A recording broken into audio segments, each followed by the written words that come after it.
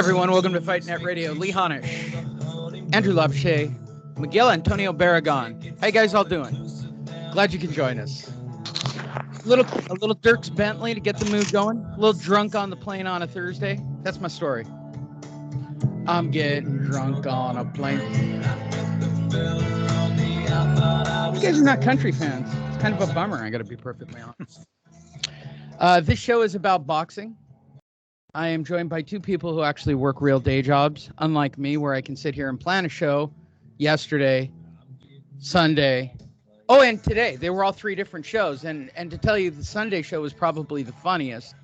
Yesterday's show was moderately funny. Today I'm down to one joke. I'm hanging this whole show on one Bob Arum appearance and one fucking joke and two sound effects. So when it happens, everyone listening, you make it work, because that's all I got. Andrew, tell me about bowling last night. I did good. She won 2 out of 3 games, though, with the handicap. So you didn't get it all for the nookie? Well, yeah. I think they call that a pity F. Not the way with it, keeping it PG, Lee, please. Yeah, I said PDF. Not the way that it went. That I said it was gonna go down. It only happens if I win. You're in trouble the minute you said what you just said. No, like that's gonna leak back through the channel. Andrew, no, okay, wait. I don't want it to be known. For the boys. Andrew for the boys. It's for the boys. With his wife. I know that's shocking for everybody in the boxing community. It's for the kids, buddy. The kids. I don't want my kids. Listening to this show for. Oh, they will one day. Oh, believe me. No, I told my daughter she has to wait till I'm dead. Do you like burn the episodes after they're done? No. Yeah. No, and God knows I should go back through and pull out the entire year of Drunk and make it like a disc that you can only buy on the website for $100. Oh, Jesus. The Drunk, I can tell you the exact beginning of the Drunk years and the exact end of the Drunk years. And we could probably compile that 50, it's probably like 50 episodes into one disc, highlighted personally by Andrew and I both being drunk and watching Anthony Joshua and Andy Ruiz and doing a show right after that was probably the most violent yell fest between two human beings. It was drunk guys in a bar talking about a fight and yelling about it. That's the only one I remember, by the way, Andrew. That's the only one. I did throw my first 200 last night, though. What? So that, yeah. So I found out about candlestick bowling last night. I told Killian, who was supposed to be on the show yesterday and Sunday, but not today, because he was with me at the fight on Friday. He goes, well, do you know about like candlestick boxing? In his Boston accent. Hey, you ever hear about bowling in Boston? I'm like, no, it's like 10 pins and you roll a ball and you hit it. He goes, not in Boston. I'm like, what, do you use cannonballs? And he literally goes, yeah, we use cannonballs.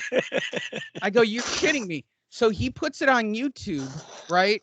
And they're little like skee balls that they call, I shit you not. That's what they call them. And they hit 10 things that look like pieces of lumber at the end of, and you get 3 balls to knock them down. It's the craziest shit I've ever seen. And apparently this is how they bowl in Boston, leading me to the final answer to the question, which is people in Boston and Bostonians are dumber than Polish people in Chicago. I said it. Send your letters to our sensitivity expert, Miguel Antonio Barragan. But congratulations on your 200. I don't think I've ever bowled at 200. I'm not even sure I bowled. I'm sure I bowled. I'm sure I did. We did it in high school, right? That's what you do when you ditch, I think. I'm old. God damn, I'm old. We're also joined by Miguel Antonio Barragan, who I think was doing a drug deal the other night based on the insane texting that went on for 3 hours that Andrew and I interpreted one way. Andrew's like, no, I think he means this. And I'm like, I don't know, but I can only do an hour at this point. And so this went on for 3 straight hours, to which Miguel responds, I'm in a car. I can't talk. Yeah. Who says that? Okay. So explain to me what you were robbing or you were muling for everybody in Fight Net Radio Land so that they couldn't have a show on a typical Wednesday. So if you don't know this, we try Sunday. Sometimes we carry to Monday, and at the latest we do Wednesday. Doing a Thursday show is just fucking unheard of.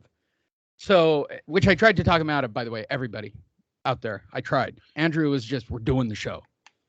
So who am I? Miguel, what were you doing last night? Well, I wish I had an entertaining story for you. I don't, but for the sake of this show, yes, I was smuggling some drugs. I put them in the seat cushion of my truck, and I was being followed by cops, so I couldn't pick up the phone and answer to make this as entertaining as possible. That's what actually happened. I feel like I should have had the Dukes of Hazzard. Oh, that would have been for perfect. That moment. Hold on. Banjo. Hold on. Keep telling the story. Hold on. Oh, give me a okay. chance. Yeah. And then I didn't turn on my. Did you jump the bridge? I did. Yes. What about I don't know.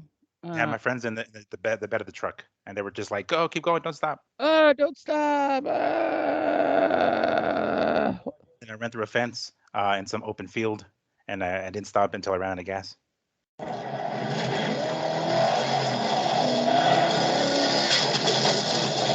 Hold on, wait for it. God damn, that's a long clip to get to what I'm after. Okay, well, the sound effects actually worked. It's not what I was after. I wanted the horn because it was really racist horn. Damn it. Damn you. There we go. And I wouldn't qualify this moment as a joke, all right? Okay. And again, I'm going back to this, the joke that I wrote today. So for people who don't let me explain the format for you new listeners, especially with our new media kit coming out and, us being at more high-profile events and actually being invited back into boxing again. Here's how the show works. Andrew and Miguel don't know what I'm about to tell them at all.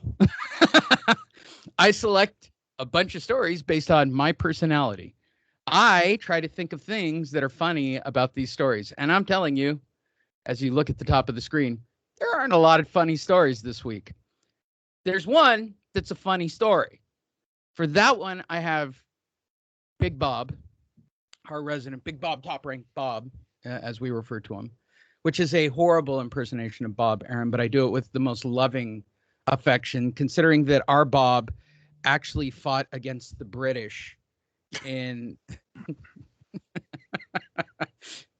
in the 1700s, which is kind of exciting that Bob is actually that old and still promoting. And if you saw Bob last week, that's about how old Bob is, and it's just kind of a loving tribute. So nothing is done to be mean unless we clearly point out that it's done to be mean. We haven't really done a reset in a while. So let me give you guys an opportunity. First and foremost, go to fightnetradio.media. Fightnetradio.media. That's our website. On that page, you can find all the different ways to listen to us, from radio to all the podcasting platforms. Plus, we even have a really good news feed. We're even on that thing those kids use called Spotify. You can even say, "Hey, Alexa, play Fight Net Radio," to which she will respond, and I quote, "Really? Shuffling episodes now." That's the way I programmed it. You have fun with it. So, you can follow us on Facebook. That is the most dominant place we are on the planet, and that is all of us on that front page. You guys want to see the new one that I did for the press photo? For the press piece. So I'm going to show it off here on the show. If you're not watching the video, you're missing out in life. I mean, to be perfectly honest, you're not on the inside if you don't get the episode on video. So here's the cover of the brand new media kit. Whoa. Come on. Come on. Why aren't we all wearing suits? We should all be wearing suits. That is tight. Right. Well, okay. First of all, we have one picture of you, Miguel, which I basically have to glue. And you only have one picture of me. Right. The hell? Right. Wait. It gets funnier. For Miguel, we just cut off his head in the photo and then put it on another person's body. Because if you move Manny and Sam Navajera, our producer, out of the way, it's a different body. So a fit then body, I had to match your head size with my head size because I wanted this angular one of me at a fight. So this whole fucking fiasco of getting the three of us, that's why Andrew's in front and in charge. It wasn't meant to be. We were all going to be shoulder to shoulder and equal kind of thing. It didn't work out that way. Therefore, Andrew, it's your company. So down below is Will, in case I have to send him to a fight. And, of course, Killian Kelly, who is our correspondent here. And, of course, our favorite Doggerman, Max Doggerman, who is our spirit animal. And, of course, all the other characters that have made their appearance on the show, including Top Rank Bob and our Oscar and Harold Letterman. How cute are all of them? I mean, seriously. They're going to probably put it right in the garbage. Shut up! Tell me this isn't us. I'm not lying about... You want me to make a straight one, Andrew? You tell me right now. Here's an editorial moment live on the show. You want me to just do a straight one? No, I'm just telling you. It's gonna be one of those things where they're like, yeah, I'll give it to my manager, and like the shredder has a manager label on it. And just hand it over to the shredder. I mean, seriously, the only place this is. That's very good. That's right. Yeah, pretty sure that's what they're gonna do. Magic decks. Now, I go to a lot of trouble to make it look pretty. I spent hours and hours and hours. And all He's got De La Hoya on fishnets on the front of our fucking and like, a topless Clarissa Shields. A topless person. Yeah, no. Oh my God, we're never going anywhere, Miguel. You do understand? Hey, we're never listen, going anywhere. listen. I took the guy blowing the other guy out of the shot, so I think it's a win. For that, yeah, that's an upgrade. You filled her in with Clarissa's ESPN. By the way, that's a real photo of her. Okay. No, you want to hear how media Fight Net Radio actually is at this moment? I was invited to La Jolla to the golf course, right, for the ESPNW Women's Summit to be a reporter on the scene there, and I almost wanted to write him back. Did you send this to me on accident? Do you not know who I am? And will Clarissa Shields be there?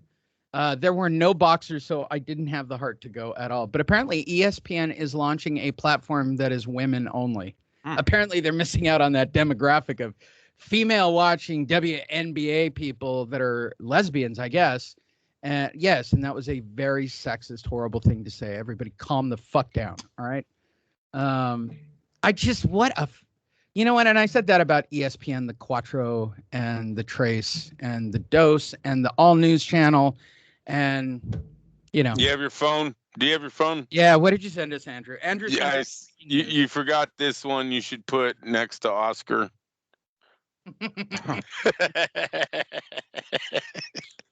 I play with the boxing world. I know you do.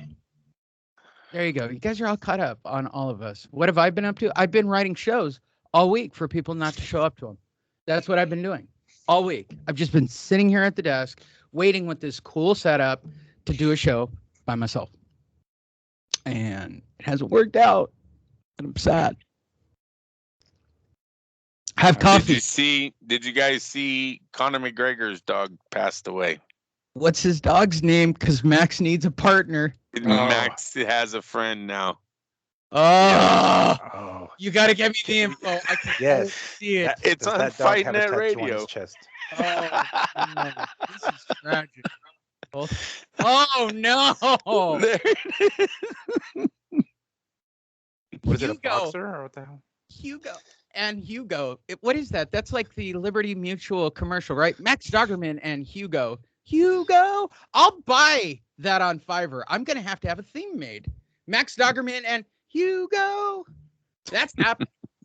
What have you got to say this week? Woof, woof. All right, cool, bro. Thanks for the report. How do you say wolf in like an Irish accent? Woof. I don't know. Woof. Woof. There you go. Yeah, it sounded good. Yeah, you're getting there. Woof. All right. If you haven't figured out, this show is about the lighter side of boxing. Go figure. There is a lighter side to boxing, and I apparently take all horrible situations and attempt to find the funny in them. If you find it racist, sexist, absurd, awful, then you know what? Go complain at Dave Chappelle too. All right, Dave makes more money than me. Go complain with Dave Chappelle and get in line with everybody who's pissed off with him. When it comes to this show, we are involved in a sport that is overly dramatic, overacting, pro wrestling, homophobic, racist, crazy shit every week. I mean, every fucking week. And I am here to point it out when it happens every week. And I'm not going to give up. And I'm going to be just as crazy. That's why Miguel, who you guys don't know, is our sensitivity expert. I clear all really racist shit with him first to see if I'm allowed to do it. You'll hear it live on the show when it happens. Yes. You see, like split-second decision-making on the Split spot. second. And trust me, it is. You can follow me on Instagram. You can follow Miguel on Instagram as well. We appreciate it. Find out more about what's going on with all of us in and around. More importantly, follow us on Facebook. And if you're watching this on YouTube, smash, as the kids say, smash. Yes. Smash the like button. I don't know where smash started. I fucking hate it. I fucking hate it. All right, I feel gay when I say it, and I don't mean in the fun gay way. Like, gay. I feel like gay. It did. I'm talking. It did sound it though. Berkeley, dick up the ass, gay. You wanted to, yeah. It's like smash my ass. Yeah. Smash my ass. Smash. Yeah. Now you guys really found out what Fight Net Radio is all about. If this is the first time we have been talking about boxing. We have been off for about a week and a half, and strangely, we only got 8 stories, and they're all going to take 20 minutes apiece. So let's get underway where we left off, which is October 14th for all of you. Oh, no. Kostya Tszyu is taking on Naoya Inoue, and the fight's been moved to Sydney, Australia. First, we didn't get a chance to really talk about this. Kostya Tszyu coming out of retirement fight Naoya Inoue. The fight's now moved to Sydney. What's your take on it? Well, I'm excited to see Tim Tszyu back in the ring. Tim Tszyu? Tim Tszyu is Kostya Tszyu's child. Child, yes. His grown adult child. This isn't Kostya Tszyu. No, correct. Okay, and what about, is Tim Tszyu fighting Naoya Inoue?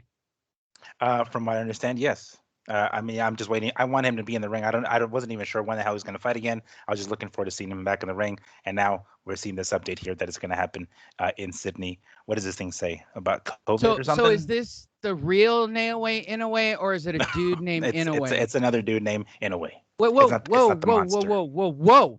Ooh. So it's not Kostya Tszyu. No. The greatest product ever out of Australian boxing. And not Naoya Inoue, the only Japanese boxer I think any of us know. Am I sure about what you're saying to me now? Yep. That's okay. pretty much Next it. Story.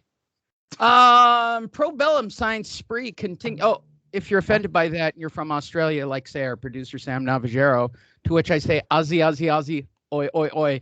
Have a Tim Tam and take a breath. It's Tim Tszyu. He's fighting a guy named Inoue. Who gives a fuck?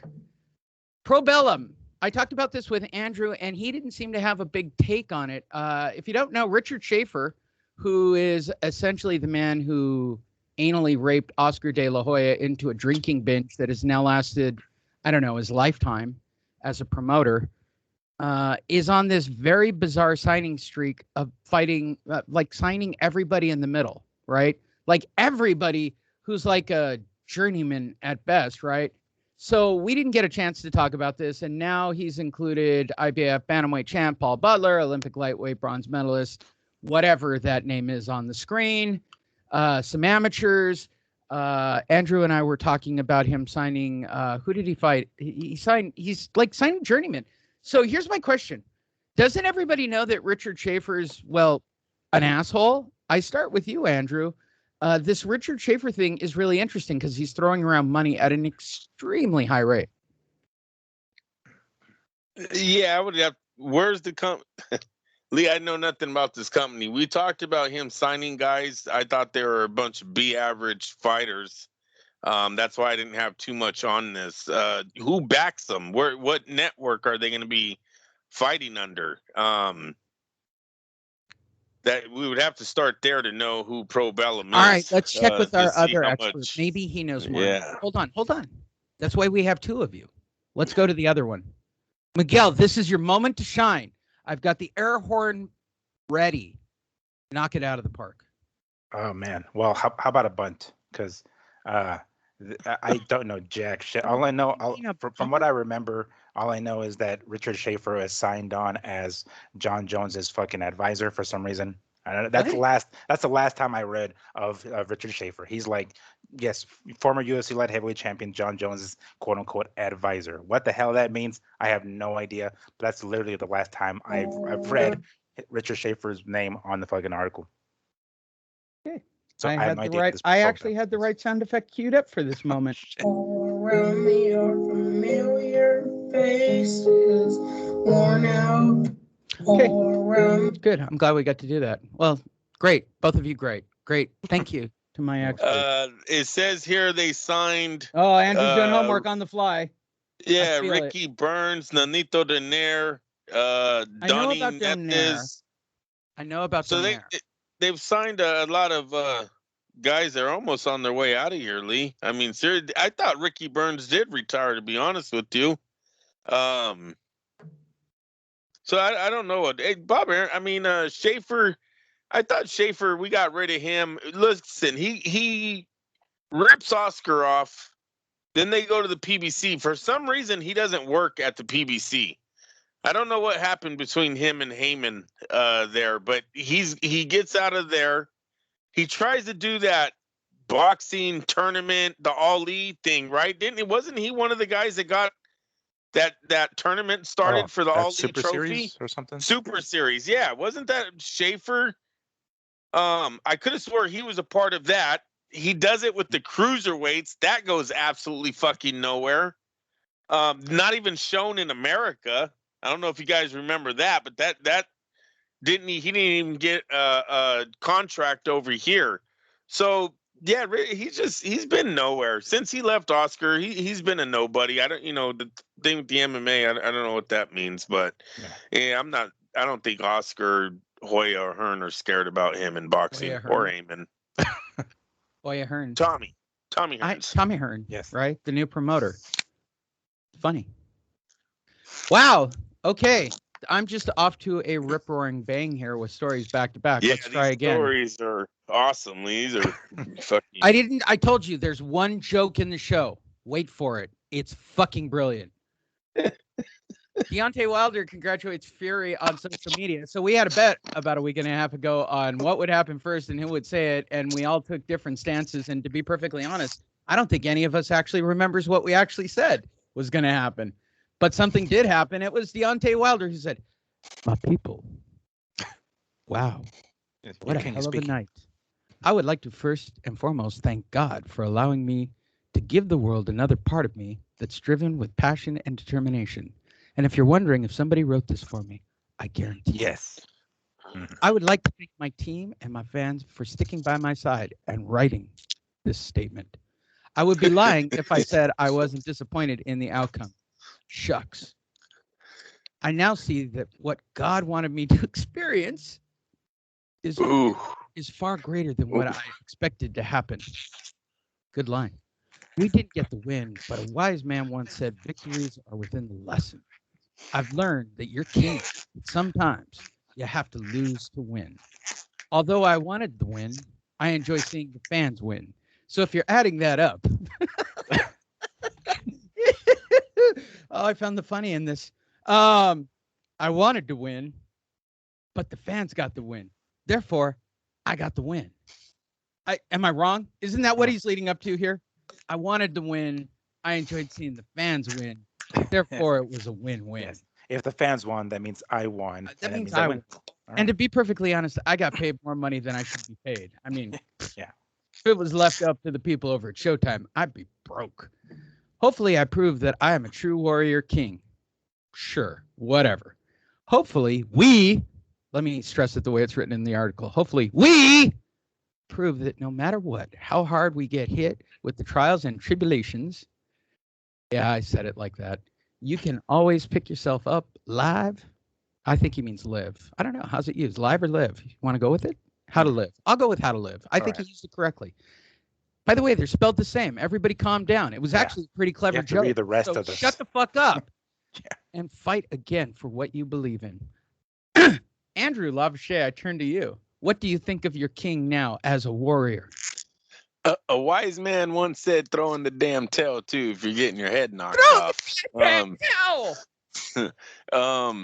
There's so much to take away here. They won, so he won. I think everyone should just. Andrew, what are you talking I think everyone should just flood his Facebook page with all the memes of him holding teddy bears. Hey, have you guys seen the one where he's laying out by the pool with Pacquiao and Conor McGregor?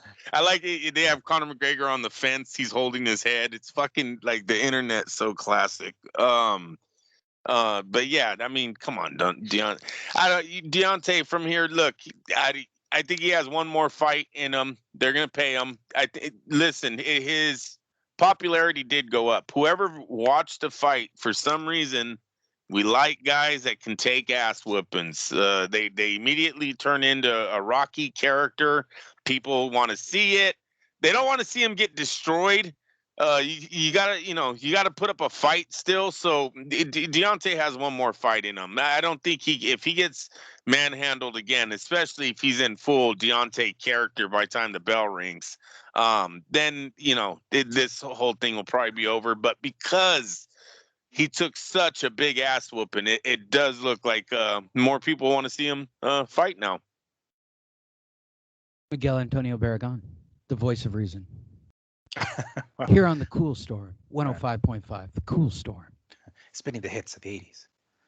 I mean, I have to agree with Andrew. I'm not sure if he has. I mean, I think we've seen the end of Deontay as we know it, as we know him, as we've seen him. Yes, he will probably have one more fight after this one. It's not going to be the Deontay before these two straight ass whoopings that he got from Fury.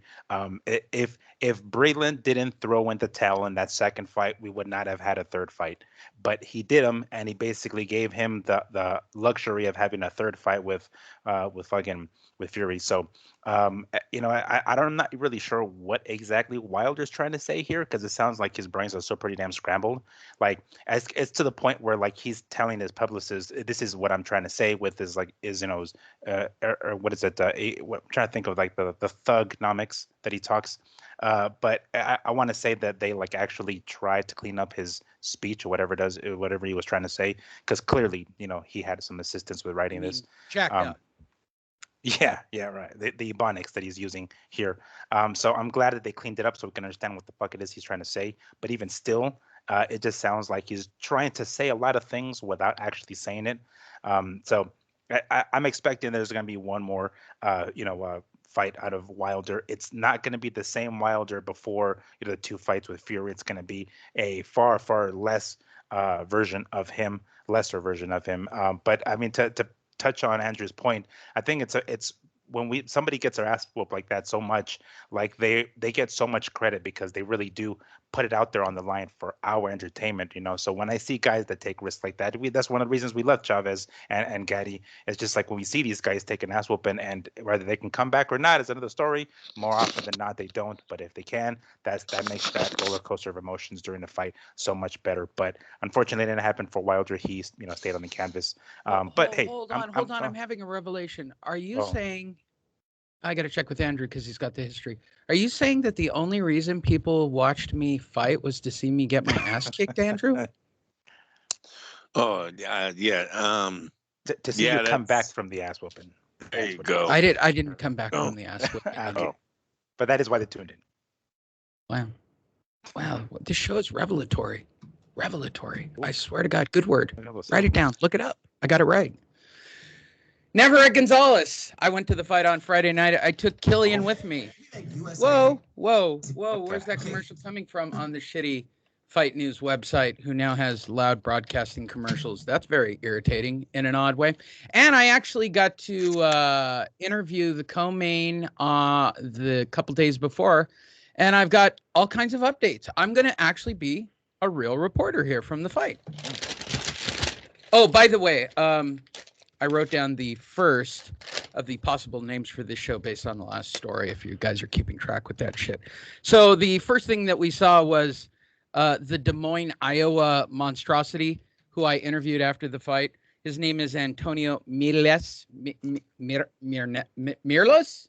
Miguel? Mireles. Yeah, mirarles. Exactly. Mirarles. Yeah. I got to roll the R and then do something with that L, right? Just make it a little bit sharper. That's all. But you're good. Mirarles. Yes. Jesus, I'm trying to get it right every week. He said, no, there isn't much boxing in Des Moines, Iowa. And if it wasn't for the YMCA, told this to me directly, by the way, I would probably be in a lot of trouble. Let me help you out. The dude's 6'9", 262 pounds. This was his pro debut. And I physically, while talking to him, was looking really up at him. And I'm a good 6'2" with my flip-flops on. That dude was big. I mean, there was a lot of him, and he's wide, and he's like Klitschko monstrous. I've only felt that way with like Klitschko, Lewis, a couple of the heavyweights where I'm like, Jesus Christ, I'm a big dude, okay? And I live in the special 6'+ club where generally people are smaller than me. When is that what it's like for you guys? I mean, you're both average-sized human beings. It's pretty fucking shocking when you like look up at a dude who can. I think he shits as big as much as me. Miguel, I'm sure you watched the card from the beginning. What did you think of the monstrosity known as Antonio Miles? Well, I actually didn't watch the card from the beginning. I'm in the process of moving, so I was like, okay, what time does the Navarrete? Because like up until this point, I didn't even know who the hell was going to be on the undercard. So the undercard sucks pretty much from that point forward. Let me just tune in right when Navarrete hits the ring, and then we'll call it a day. But yeah, I totally missed the undercard. Yeah, I'm not even going to ask you, Andrew. It's just a waste of physical oxygen coming out of my body to see if you started watching it this hour. I did, because I went down there to be a good representative of Fight Net Radio with Killian. He got a ticket and I got a press pass. I was in the second row, which kind of pissed me off. There was an absurd level of media there for this fight, which I found interesting. But they still got me a ticket and a pass, and I sat in the stands, and it was a fucking sellout. Okay, that's crazy. I'll get to it in a minute. And the rest of the undercard, absolutely nothing happened. And a couple of them were absolute snorefest, which takes us to this kid that they've secretly got named Giovanni Santillan. Santillan, right? He's 27-0 with 15 KOs. He lives in San Diego. He actually works at the boxing club. I talked to him at the weigh-in. Yes, more reporter shit. And I said, dude, when did you find out about the fight? I said, I found it on accident going across the Top Rank website. And he goes, oh, I found out about it in September. I said, dude, that's no more than like 30 days ago. He said, yeah, that's when I found out. It maybe even less than that, a couple of weeks. I said, do you realize that on everybody's printout of this, you're not even listed? You're like fighting a to-be announced. He goes, yeah. So he gets a hold of a guy named Angel Ruiz, who actually shows up for an ass beating. I don't know where they found Ruiz, because when they did the final press conference and the weigh-in, Ruiz had the worst goddamn body language I've ever seen of anybody. I don't know if he was doing meth or what, but he looked not like, and I even told this to Giovanni. I'm like, that's a first round knockout waiting to happen. He goes, well, that's the plan. Right. I said, all right, I'll come over to City Boxing and maybe you can do an afternoon Fight Net Radio with us. Yeah, I'd really like that. And I thought, wow, how sad for a 27-0 welterweight to actually say that physically out loud that he's excited to do Fight Net Radio. But this Angel Ruiz dude who at the press conference speaks perfect English going, yeah, I'm from Tijuana, but I've been living in Chula Vista for a while. I'm like, this is Andy Ruiz part 2. So are you from there or are you from here, bro? I'm just asking the question for the sake of discussion. I didn't get that far. Angel Ruiz put on a performance of taking a massive ass beating from Giovanni. And when it was all done, Killian actually gave 2 rounds to Angel Ruiz, to which I looked at him and I said, no, that's 100-90. Giovanni wins that fight. And one of the judges had it my scorecard. The rest gave 2 rounds. So shout out to Killian for at least picking up on 2 rounds of that fight. I start with you, Andrew Labouche. What did you think of the undefeated Giovanni Santillan? Yeah, good future. It was an exciting fight. It was a fun fight.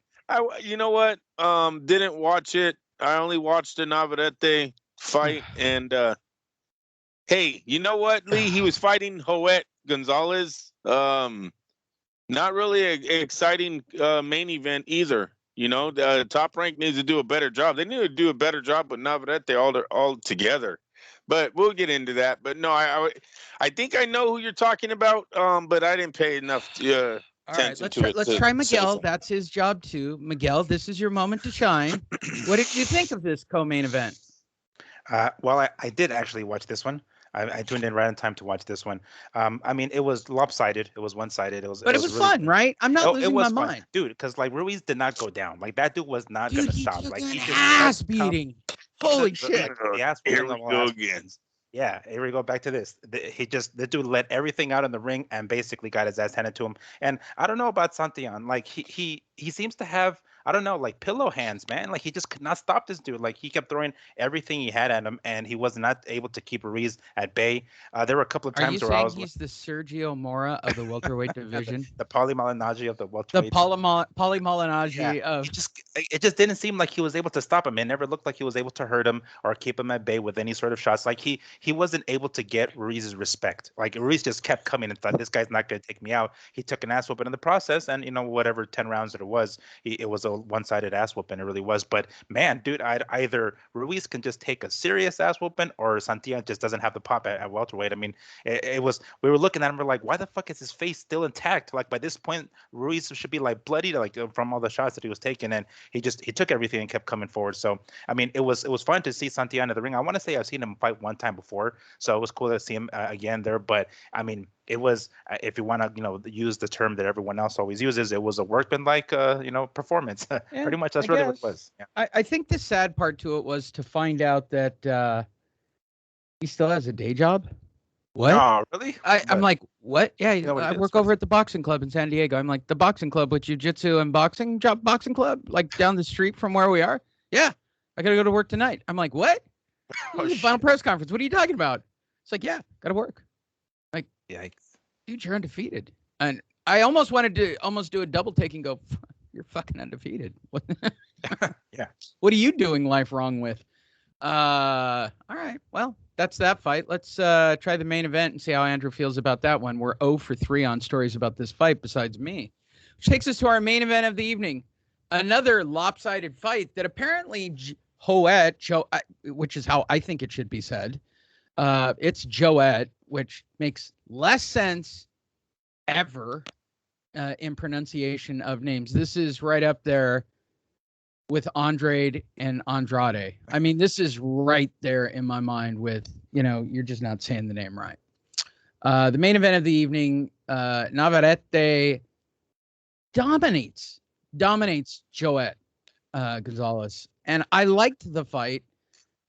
The fans seem to believe that Joet had a couple of shots here because maybe he rattled Navarrete a couple of times, but from the most part, it was, again, a lopsided affair. And the only thing that we learned was another guy who could take a tremendous ass beating. I mean, Jesus Christ, he fucked up Joet. I mean, beat him up. And the crazy part, if you didn't see the fight, Joet is obviously one of those fighters who likes to take a pretty substantial beating to get his engine going. And so he doesn't do dick for the first 3 rounds until, I guess, something internally in him kicks over the fight or flight instinct, and he actually starts to return punches. And Navarrete, who I don't even think trained for this fight, finally had to buckle down and turn it into a fight to put this guy out. And all he did was turn him into a hamburger for the next 9 rounds or so. We'll start with Miguel this time. Miguel, what did you think of Mr. Navarrete retaining his WBO featherweight title? Well, it was a fun fight to watch. I mean, I like seeing Navarrete in the ring, and when I see him, frequently, because sometimes it's starting to feel like it's beginning to feel like we're not seeing him as frequently as we should be, I should say. But the fact that the fight was on a Friday just kind of threw me off a little bit. Normally, fights on Saturdays, right? But I'm like, all right, Friday fights, I don't mind. It was a fun fight. I like watching Navarrete in the ring. Me and my dad were thinking that they probably should have stopped the fight a couple of rounds earlier. It really didn't look like Gonzalez was gonna make anything happen in the last few rounds. And I don't remember if this one went the full. It was 12 rounds, right? Yeah, 12 rounds. So it was a title fight. Obviously, it just came to mind. But I don't know. I just kind of felt like he took more of an ass whooping than he probably should have. Like once it got to like maybe the 9th round or so, I mean that's my pushing it. I feel like his corner should have been like, all right, that's enough. Because in addition to that swelling that he had on that right eye, he had like a cut there too. And I want to say I think there was a cut also on the other eye as well.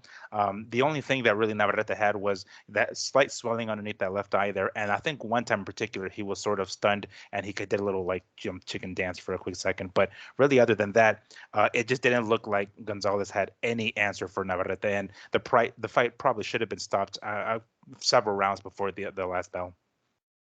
ALP. Yeah,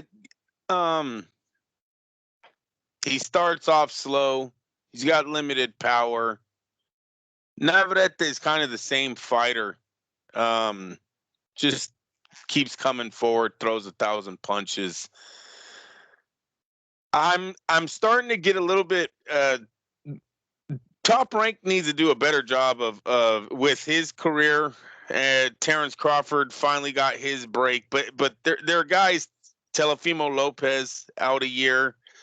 Navarrete won this title against Isaac Dogboy in 2018. You guys, 2018.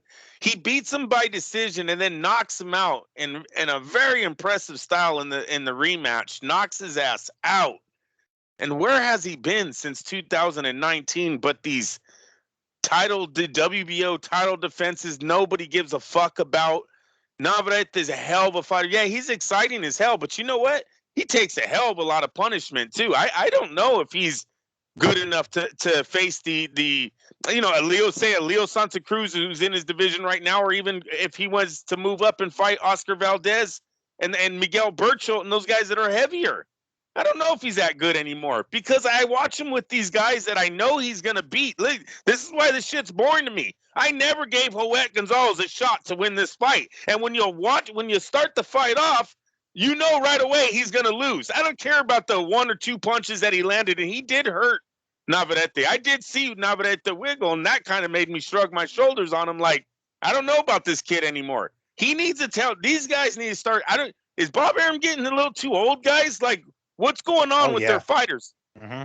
That's exactly what it is. It's just he's freaking like he's off to lunch. His brain is just out to lunch. I don't think he realizes it's like out of his control or something because it doesn't seem like he's has that type of hands-on like he used to anymore.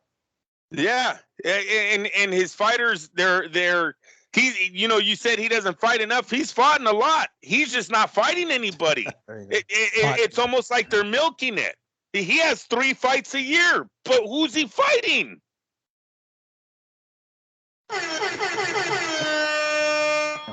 It's your first time listening to the show. That's your drink command. Everybody take a drink on that one. And that's not even a hot take. It's something that Bob Arum, Top Rank, they need to get their. I'm praying that Terrence Crawford and Porter do great. It's so big for Top Rank. They got if this is Miguel, if you're right about it, might be Bob holding him back because he's just not there anymore, and he's the only one that really knew the boxing business. Because obviously the young man, what was his stepson's name? His stepson, DeBoof. Yeah, where the fuck is he at? This guy, he's been able to hang around with Bob Arum for 2 decades. I don't even know when he came in Bob's life, but I know as long as I've been in Vegas, he was able to hang around with this man. Where did he go? What happened to him? But yeah, he was stupid. I got rid of him. Do you guys even see him around the back anymore? See at the fight is Fred Sternberg, pretty consistently doing the real backstage stuff. It's Fred. Todd DeBoof. Yeah. Fred Sternberg. It's Sternberg. Did I get it right, Miguel? It's Sternberg. I think that's what he said. The big dude with the curly hair. Yeah, Sternberg, but he's the muckety muck these days at the fights. I'm sure I'm going to get a hate letter from Top Rank. That's all right. Well, and then look, Bob Arum had the flashing moments, calling the reporter a prick, calling his fighter a schmuck, telling the young lady fuck her.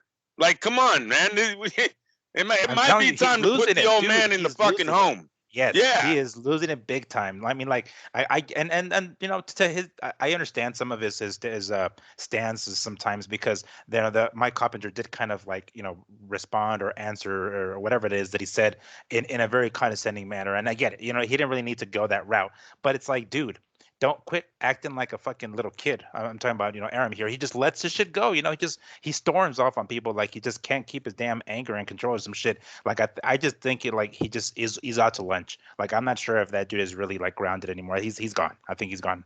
He needs to, like, hand it off to somebody now at this point, because I don't know what the hell they're doing. I mean, like you said, you know, now we're seeing Crawford and Porter, but how long did that take? You know, Teofimo Lopez out for how long is this taking? It's like, yes, we're finally getting them, but it's like, how many years is this taking off of these guys' fucking careers when they should be in the ring against top-notch people? And where the fuck is Bob here? To be an interview, to saying some random quote just for the sake of having a quote? And seriously, Crawford's out of his prime, isn't he? He's 34 now. Like, Crawford's not even in his prime anymore. The whole welterweight division went by. He never got a shot in his prime to face any of these guys. You know, maybe he wins against Porter, maybe he doesn't. It's fucked up if he doesn't, though, because he had to wait so long to get that shot. The fact that it took this long. The Miguel Burchell was another one. I know he's been knocked out by Valdez recently, but he was another one that, what took them so long to get his shot out of Top Rank? You know, he was there beating up. He looked like the only thing that could fight Lomachenko at one point. They never give him the fight. It's just, I don't know, like this fight. Yeah, I wasn't turned on. To be honest with you guys, I fell asleep. That's really what happened. Are we still talking about the same fight? Yeah, the Navarrete one, because it was a broken record. Huh. It's a broken record with him. Look, I didn't expect him to get knocked out, Lee. There is no Deontay Wilder factor when you're talking about Joet fucking Gonzalez. So you see the guy falls behind, his face is getting beat up. No, man, it's Friday night. I woke up at 3 to go to work at 4. I'm out. Good night. I'm gonna sleep on the couch. Fuck Navarrete. That's what I said. Well, okay. Let's move forward with some more boxing stories, shall we? Tommy Hearn goads Diaz into fighting Haney. Apparently, on Saturday night's DAZN stream, Eddie Hearn basically said he offered Jojo Diaz the same money Jojo would make if he fought Ryan Kingrey Garcia. Hey, before you get into this, did you see what Devin Haney's dad tweeted to Gervonta Davis? No. Yes. Did you see it, Miguel? No, I did not. He said, bet the house that Raleigh, what is that kid's name? Raleigh, right? Yeah. Raleigh's gonna knock out Gervonta Davis, and then he said, like T-Rex arms. My dick is longer than his arms. Wow. Wait, I gotta write that one down for a dick title. Yes. Dick. Poor little Gervonta. Longer. I'm writing this down. Longer than his T-Rex arm. That's a good title for the show. Oh my! This is Teofimo Lopez's dad. No, it's Devin Haney's. Oh, Devin Haney's dad. Gotcha. Yeah. But oh man, that was a good one. Okay, go on with the Devin Haney story. Eddie, don't call me Tommy Hearn, said he offered Jojo Diaz the same money he would make if he fought Kingrey Garcia. We'll talk about him momentarily. You're going to look real bad if you don't accept the offer, Hearn said. The only way you wouldn't do it is if you don't believe you would beat him. Why don't you just say bitch at that point? Diaz responded via Twitter. I'ma's not a word. IMMA is not a word. Don't do it. I'm a what? I'm a fight. Jesus. I'm a fight Devin Haney in December. Y'all, I promise. Like Ryan Garcia. He hasn't been tested, and I'll give Devin his first L. And for Ryan Garcia, I hope you recover quick. Once I take out Devin, I'm coming after you next. Okay. Does anybody actually care about Jojo Diaz? Like, I thought he was just sort of an afterthought in all these discussions, but apparently Tommy Hearn's sees an opportunity here for, Devin Haney. I start with you this time, Miguel. Is this anything? It is for me. It is because like I feel like Diaz hasn't really gotten. He's had a couple of opportunities to shine, and one in particular, his very first one, I think it was against Gary Russell Jr., and it didn't turn out the way he wanted. And then he ended up ultimately winning a title after that, and then having his battles with the scales because he's lost a title or two on the scales. So he's kind of been hot or cold sometimes. But I'm a fan of Diaz, and I want to see him in there. And I feel like he's kind of like the forgotten lightweight. Like I feel like everyone talks about the others, the Haney's and the Garcias and Tefimos, and I think kind of he gets dropped by the wayside. So I think him against any one of those guys would be a very entertaining fight. So I would love to see him against any one of those guys because I think he'll definitely give them a run for their money. It maybe not win necessarily, but definitely put on a very entertaining fight. So I love anytime Diaz is in the news about potentially fighting one of these guys. I read it. Andrew. Diaz, Andrew. Joseph Diaz was another fighter that a few years ago, Miguel, I was calling for Golden Boy to already pick up his opposition. Like Navarrete, he's a fighter that is not going to grow anymore, right? He is who he is. He's a face first. He comes at it, but he's exciting as shit. He puts his heart into it. He's got a chin that can go in with the best of them. So why not let's just put him in with the best and see what happens? Well, they put him in with Tevin Farmer. He beat him. They put him in with Farmer can't see a punch coming. I mean, is that really a test? It doesn't matter. It doesn't matter. He was a champ. He got beat. Jesus. I know what you're saying. Hold on now. They put him in with the ex-champ. Fontoura, he beat him. Yes, Diaz is everything that you want to see in boxing when he's in the ring. I have no problem. He was supposed to fight Garcia, right? Yeah. This is the fight that Garcia just pulled out with the hand injury. So yeah, that was going to be a hell of a fight. Devin Haney's a hell of a fight. It don't matter where Joseph Diaz is. He deserves to be in the ring with any of those guys. All right, there you go. Moving forward, let's move on to our next boxing story. We're doing good. We're at the 1 hour marker. Mikey Garcia fought last week, to which Andrew and Miguel lost their ever-loving shit. God damn, with the commercials on Fight News. I thought that was a sound effect. That sounded good. Okay, no, it's goddamn Fight News with their pop-up ads. This is their last week on the show. I'm sorry. I mean, I tried. It was worth it, nice. Fight News. I tried. Fight News. I tried. You got one too many fucking ads. All right. Get your shit together, people. Mikey, I thought I was winning tonight. For those of you who don't know, Mikey Garcia fought an obscure nobody on an obscure nobody card in Fresno that apparently Andrew actually debated going and seeing the obscure card with Mikey Garcia in Fresno, to which I think I caught a text. Lead in, send in any credential or anything for me. So I'm sure we would have gotten him. Well, you got to send it in. Yeah. So I had, front row center tickets for the I wouldn't have gone. I'm just giving you a hard time. I wouldn't have gone. Hotel California tickets at the Forum. And so I have front row center seats for. Well, I'm not saying you to go. I'm saying me. No, I'm telling you that I lived vicariously through this fight by YouTube blowing up my goddamn text during the concert. And apparently you were having a lot of discussions about, one, the stupidity of it, two, the badness of it, the three, the badness of the Mikey Garcia, the four, the badness of Mikey Garcia. Then I think, am I correct in this? There was a blackout or something crazy, like power issues.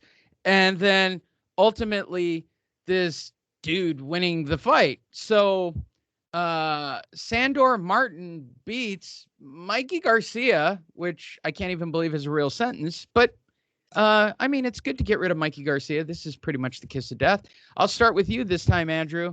You and Miguel had heated texts. Tell me what your perspective was. I did not watch it.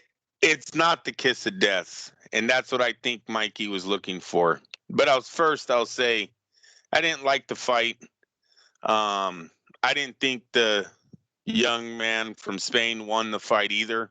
I didn't think Mikey won. I thought this was a draw. I actually stood up and clapped when I seen the guy that had it a draw. Listen, I don't watch boxing for no punches and see who can do the least in the round. This whole thing about, Mikey didn't really get to him this round, so that's a good thing. No, it's not. I wish they would make a rule in boxing that if there is not 10 power shots or more landed in one round, single round, then that round is declared a draw. We don't care what the judges think, and we move you want on. like a softball slaughter rule in boxing? Yeah, because it's bullshit. Lee, they're like counting one shot. Like, That's that was Little a good League one baseball. punch. You're asking for Little League baseball rules And in then boxing. they would like literally show it in slow motion, the one punch, and be like, that might have won the round. That right around, that was a clean shot. All right, hold on. It was First just of all, so who was weak. doing Listen, wait a minute.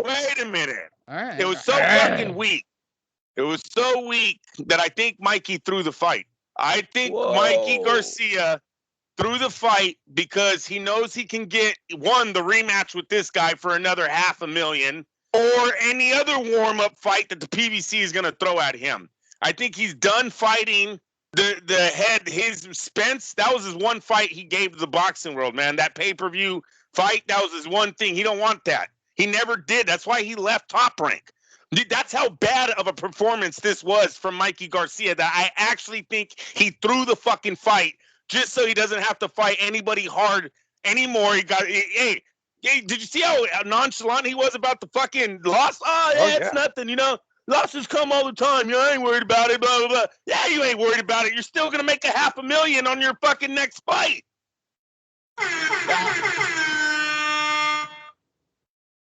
Strong. Yeah, I won't be watching. Miguel? Well, yes, the whole fight just seemed like a major shit show. First of all, they had it at some sort of like little league baseball, or not little league, minor league baseball stadium. Yes. And then like it looked like his entrance to the ring was like him standing on like the truck bed of a fucking some sort of construction truck, and like wait, hold on, I got some reverse. Driving in reverse, okay? Driving in reverse, pulling him in. He might as well have had like long sleeve, bright green neon shirts, like he's a fucking landscaper, because that's pretty much what that looked like. And like the second round, I think it is, for a brief moment, the fucking lights go out and they stop. They have to stop for a second. They're like, wait a second. And then within a few seconds, I don't know, the generators kick in. I don't know what the hell happened, but the lights come on and they stay on for the rest of the show. So that in itself, I was like, what the fuck kind of like Bush League shit is this? So onto the fight itself. Yes, where the hell was the urgency for Mikey here? It seemed like he was going through the motions. I'm starting to feel like those the Spence paydays and the fucking Jesse Vargas paydays were just like, okay, I'm kind of slowly fading away from the sport here. I got some major paydays. I can call it a career, because he did not look like he had any urgency whatsoever. Even the way he handled the loss, like he didn't even look disappointed. He did not look like he was pissed off at the fact that he lost the fight, even though him in his mind was saying like, well, okay, I think I won. I think I did enough. I added pressure. I put pressure. I was the one that was trying to make the fight. He was the one trying to avoid me, yada yada. And it's like, dude, you were getting smacked in their fucking face. Like if you look at both their faces, it looked like a glorified sparring session with Mikey coming out with the worst. But it looked so bad, man. I was just like, what the fuck is my I agree with Andrew. It certainly isn't the kiss of death, because I think he's gonna come back from this, especially as nonchalantly as he's talking about it. But like, is this it? Like, have we seen the end of the Mikey Garcia that I remember? Because like, it doesn't look like he has any will. And Max Kellerman actually said this several years ago, talking about Mikey Garcia and his boxing career. He says, some people choose their career, sometimes a career chooses them. And he talked about this with Mikey, how boxing chose him to some degree. I feel like that's true, because I don't even think he really wants to do this anymore. I totally agree with you. Coming to the ring right now on the back of a truck that's got cattle horns. Mikey Garcia, Fresno, make some noise. 14-1, 8-9, 17-4, 24-5 were the last four opponents of Sandor Clemente going into the fight with Garcia. I guess it's Martin. They were just calling him Martin, Sandor Martin. Sandor. This is not supposed to beat. This is not supposed to beat Mikey Garcia. Right. It was a bogus fight. Mikey looked fat. I'm tired of seeing him in the and welterweight division. Light. On top of that, he came in light. Like he usually, like I want to say his fight for with Spence. I think he was at 145 or something, and then I think he was at the 147 limit against Jesse. He was 143 in this fight, and he still had that like mini spare tire. Like he just looked like he came in here like totally, flabby as fuck. Like he just didn't give a rat's ass. And is it him that says that he doesn't do sit-ups? I forgot who the hell says it, but one particular part. It was me. You're confusing us. We look the same. You know what they say about fighters? We all look the same. This is Mikey after the fight. It's not the end of the world. It's not the end of my career. People might think a loss is such a big deal and I'm going to go into depression. No, I'm not. I'm jumping right back into it and I'm not worried about it. I mean, come on, man. He was 20 months out of the fucking ring. God damn. Don't ever put your money on that guy. Is somebody from Fresno? Is Mikey from Fresno secretly? I don't even understand why it's in Fresno. No, Lee, and Fresno didn't either because they didn't respond. Fresno did not show up for this fight. No, nobody's a Mikey. Mikey Garcia don't have fans outside of Oxnard. I'm sorry. Maybe he has some in Texas. Maybe, but dude. This whole PBC thing was a bust, man. These guys, they didn't get a fan base. They're not how he was going to be a household name. He was supposed to be a household name for Top Rank. Top Rank had him in line to fight fucking Gamboa. They had him in line to fight Mikey Garcia. He was going to have everything, probably even a fight with Pacquiao if he would have stood with Top Rank. But he doesn't. He runs from those fights.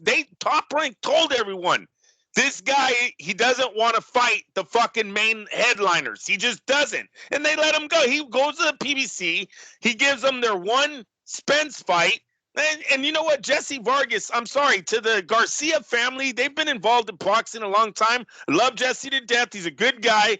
Not the heaviest-handed puncher in the welterweight division. I don't see the Garcias being nervous on taking that fight at all.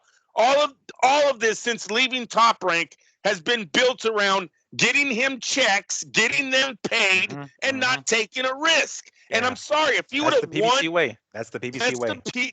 Damn right. It robbed the bank. We robbed the bank. Who's the face of the motherfucking company? All he ever said is, "I robbed the bank." Gang, gang. Yeah. So that's the character they all took in. So Mikey, he's doing the same thing. You guys, if he would have won, there would have been talks. Who's he going to fight next? A big name would have probably came up. Nah, scratch all that. Back to the drawing boards for me. All the fingers, there's one finger. I mean, what's or a gun sign or what is it, Miguel? You're the what are we talking actually about? Andrew would be our most hood related individual. What are we talking about here? Gang, gang. PBC guys. Gang, gang.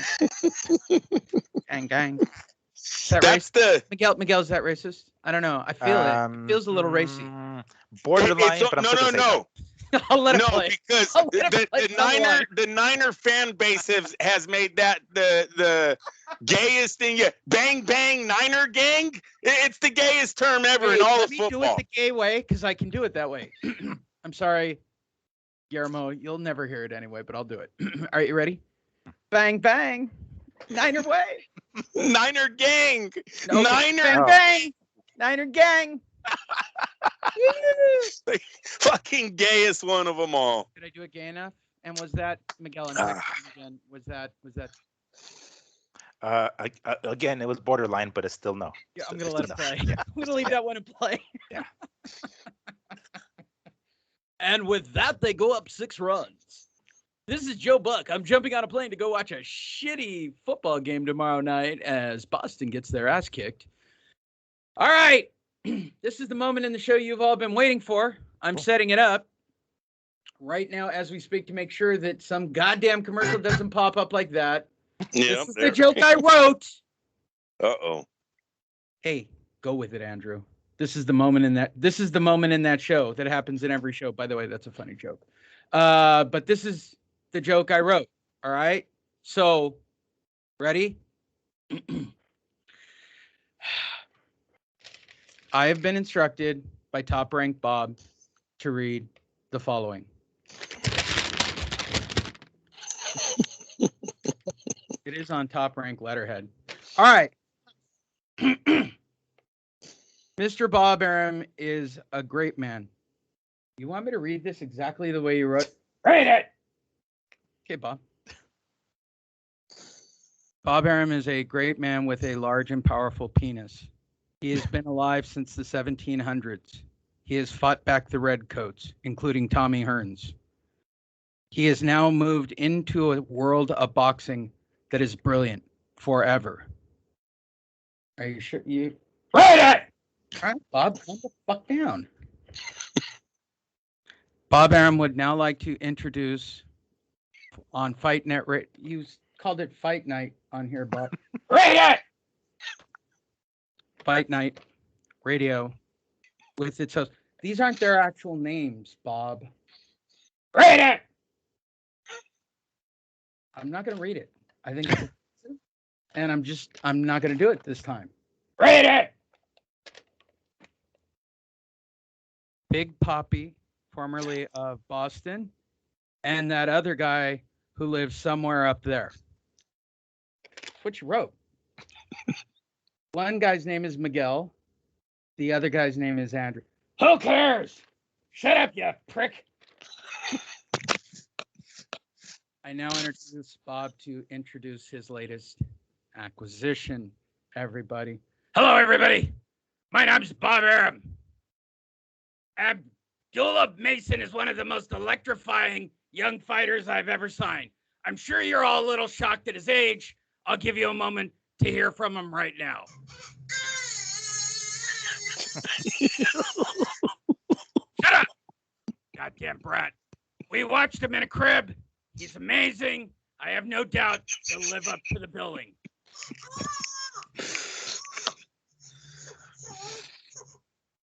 I would also like to introduce our co-promoting with goddamn Asian people. And we've joined with the K-pop, whatever that is. I don't know. And I'd like to introduce his now copyrighted intro song. Everybody join me in welcoming Abdullah Mason, the youngest prospect ever signed. You're fucking stupid.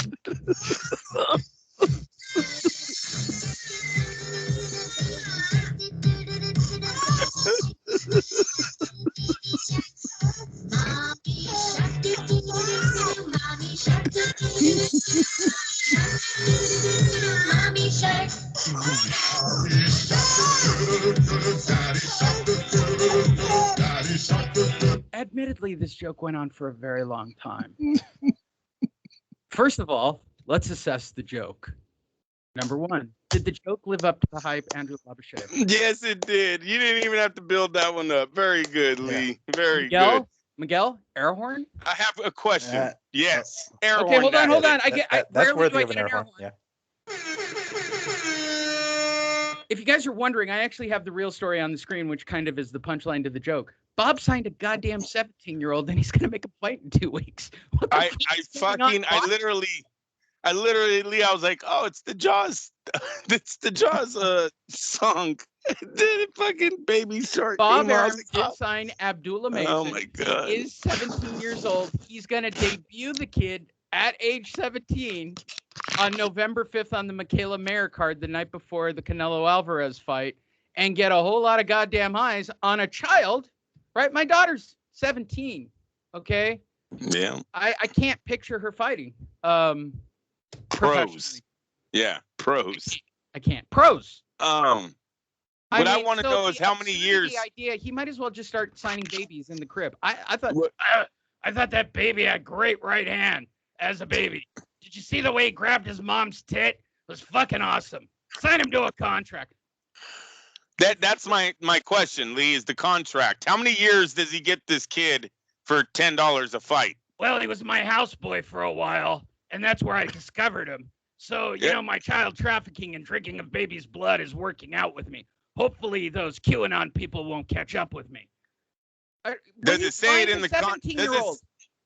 Does it say it in the contract how many years it is? No, it doesn't say because Because listen, we know that the contract's small, right? The kid's 17. He hasn't proven shit, right? It's the first thing they're going to throw at him. You're 17. This is more about us helping you than you helping us, right? No one knows you. You're young. We're going to give you what? $5,000 a fight? 10 grand? Maybe 10 grand. Now he's 17 years old. Wait, Lee, listen. I got to punt. The punch. Okay. He's already on TV. His very first fight. Yeah. And Bob's actual quotes, which I actually did during this bit, he held his own in sparring, so what the fuck? Right? That's this is legitimately his quote. He's held his own against everyone in sparring, right? Against the best pros in the world. And everybody I've spoken to raves about him, so I took their word for it. It takes a special type of kid to turn pro this young, and I have no doubt he'll live up to the billing. At this point, you might as well child traffic. I mean, this is some crazy motherfucking shit. I mean, crazy shit in pro boxing right now. You're putting a mind. Okay, first of all, where are the parents? Where are the parents in all this? His dad is his trainer. His dad is his fucking trainer. No shit, right? Yeah. I already know this is happening to Junior when he hits the right age with Andrew. Andrew's, what? Get out there, kid. Yeah, take it to Mexico. 15. You're going to go spar with Chavez Jr. Oh, okay. I was worried. Yeah, this is fucking nuts. When I saw this story, this is the one that I thought, okay, Bob's lost his shit. You're signing fucking minors to contracts. Like, what are you doing? What are you doing with your life? He did it with Gabriel Flores, the young man from Stockton over here. And like this young man, got him on TV bouts really fast. Gabe Flores lost his last fight. So Bob Arum got 20 fights out of Flores. Not underage is not the right word, but on a very light contract. Gabe Flores, not an amateur star. Not a lot. He's bringing the negotiating table about why he should be making, $100,000 right out the gate. 20 fights. A lot of those were TV bouts that Arum's making TV money on these young men fighting for pennies. So yeah, that's child trafficking. Can't put two on the same card. Then they might start looking at you. Can't cross the streams. So first, let me check in, Miguel. Did you prefer being Big Papi, formerly of the Boston Red Sox? Lee, I think. Yeah, go ahead. Miguel, Lee, I think that's a question that needs to be asked. Do you get Bob? Wait, just like Coppinger. Sorry, hold on. Let me get Bob. All right, go ahead. Right. Well, he's doing an interview. Hey, Bob, I feel like I need how many children can you put on a TV belt before it's child trafficking? 4. I have an answer. 4. Will they be wearing clothes or not? How many hours can they work before it's child labor? Are their parents signing releases or are they not? Yes. I mean, there's a lot of gray area and a lot of wiggle room here that we can work with. I remember back in the 1700s when we had baby wrestling. Sorry. You might actually, that would feel bad. Could you imagine 2 17-year-olds fighting 2 26-year-olds? Well, there's laws about, I know when we do cockfighting in Florida, they have to be a certain age, but I'm pretty sure in Vegas you can have fucking minors, knife fight.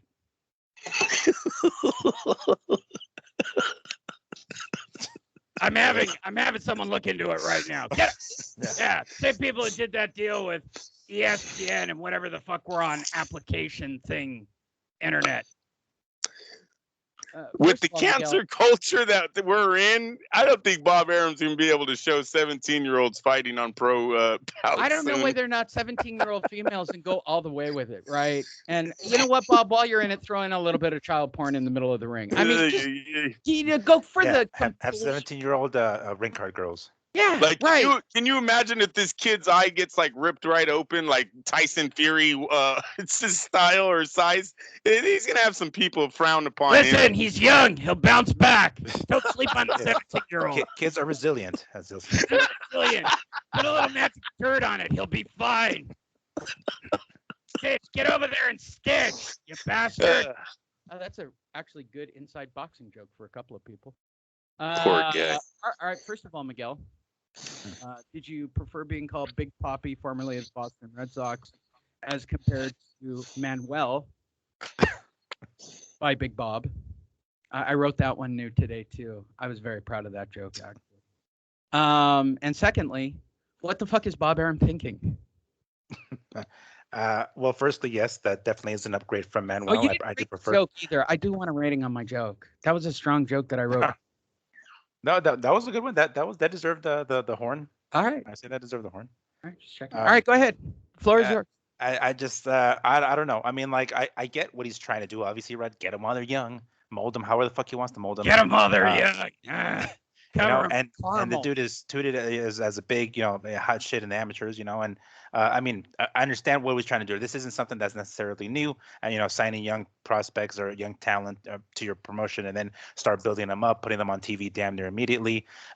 It just so happens his debut, from what I've read, is going to be on that Michaela fight, right? So if Lee can get me some credentials at that fight, I will be attending it, and I will witness his guy's professional debut. Oh, we'll show up for that one. And we're bringing Killian. Come on. This is Oh, a hell party in yeah. the making. Shit, yeah. What you need is a loud Boston guy who I said repeatedly to, we don't get to comment on the, we can't say anything out loud. And he pulls out his ticket. He goes, I have a ticket. I said, yeah, that's a fucking technicality if I ever saw it. That's a loophole.